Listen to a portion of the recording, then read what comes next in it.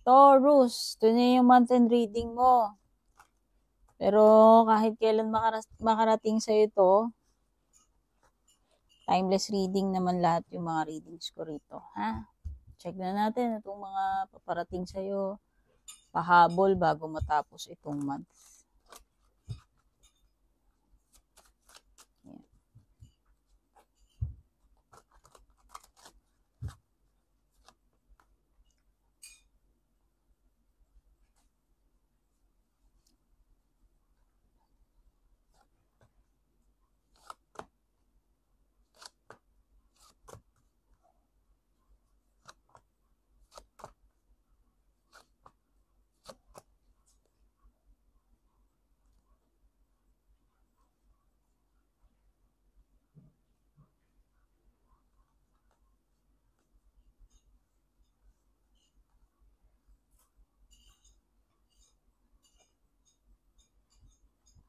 Okay, for your overall energy, you have the King of Wands.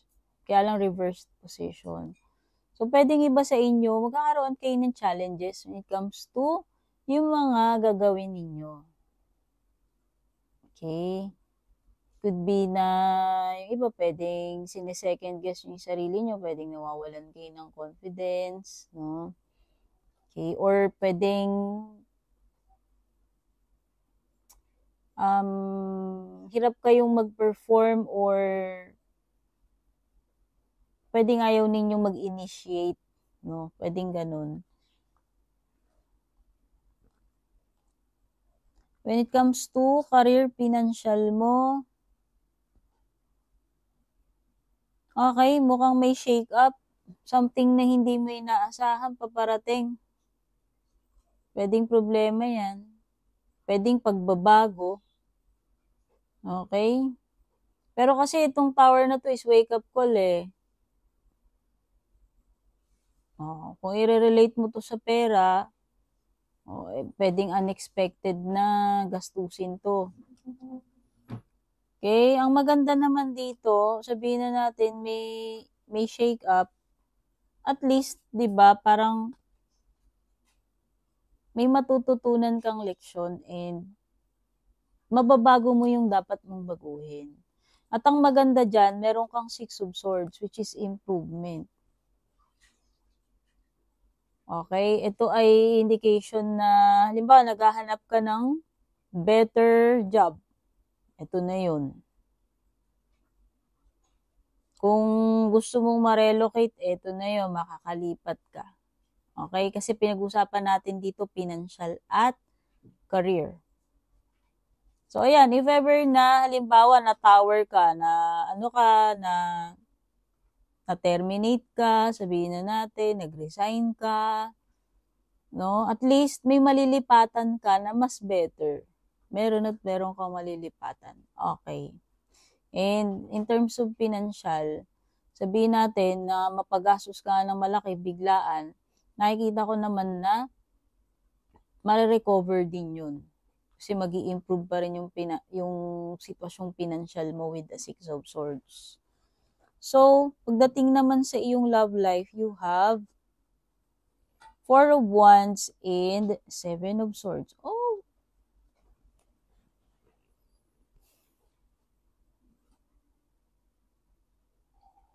Baliktad yung 4 of Wands mo eh. So, pwedeng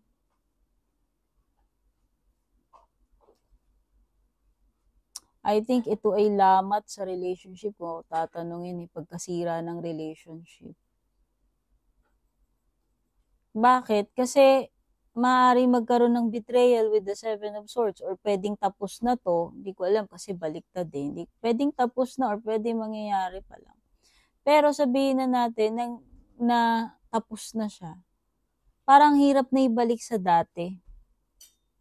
No? Parang ayaw mo nang magtiwala dito or pwedeng ayaw mo nang makipagbalikan kahit sabi mong merong intention na magbago yung person, bumawi. Kasi parang with the 7 of Swords reversed, may nagawa siyang kalokohan, betrayal, cheating, pero gusto niyang bumawi or gusto niya makipagbalikan pero Ang feel ko, dahil baliktad to pareho, pwedeng hindi mo na siya i-welcome, pwedeng wala ka ng tiwala, oo, pwedeng magkabalikan kayo, magkaayos kayo, pero parang hindi na may ibalik sa dati.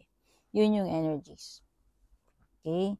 So, pagdating naman sa hindi mo inaasahang mangyari, okay, nakikita ko dito, successful yung mga magiging collaborations mo or partnership. Ayan, kung meron ka mang business, ano pa, kung meron kang mga ka-teammates, ano man itong project na gagawin ninyo, nakikita ko may kooperasyon, pwedeng magkakasundo-sundo kayo dyan. Magiging successful yung transaction, yung project ninyo. Okay? Although nakikita ko, this is a slow process with the Knight of Coins. Mabagal siya. Pero nakikita ko, maganda yung maganda yung kombinasyon ng mga makakasama mo rito eh.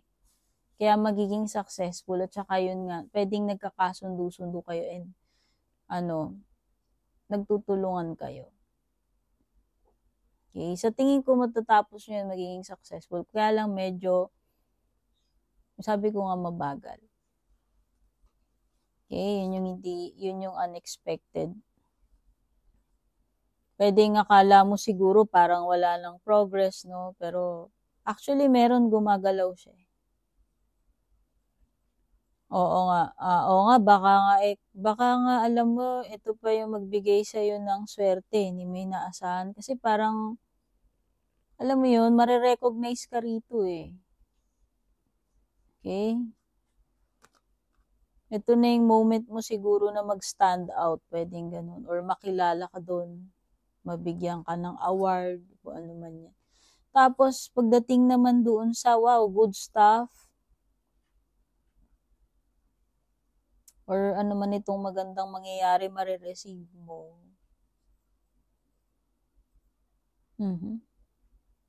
Ang ganda to, kasi ito ay opportunities. Yan. Pwedeng dalawa. Actually, makakapamili ka. Makakapamili ka ng path or opportunity dito with the Two of Wands. Ito rin, I think, pwedeng may kinalaman sa magiging successful yung mga plano mo. Isa rin yun. Magiging successful din when it comes to traveling.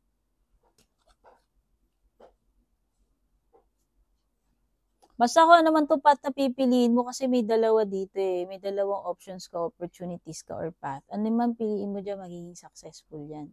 Yun yung magandang marireceive mo.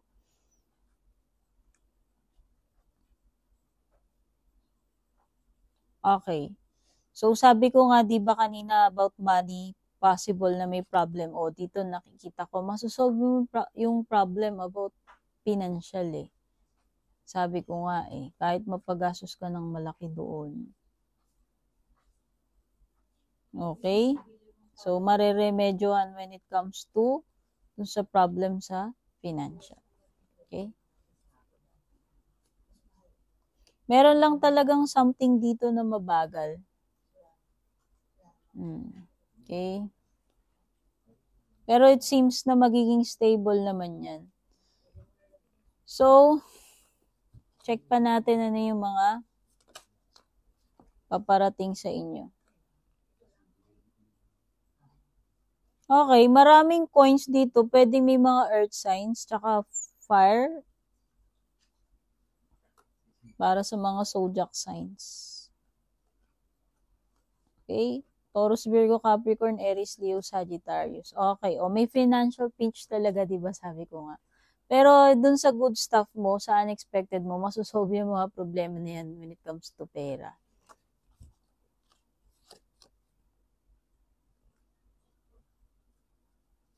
May mga situations talaga dito kailangan mong maging maingat, ha? Kung ano man yung mga yan sa financial man yan or hindi. Ano pa?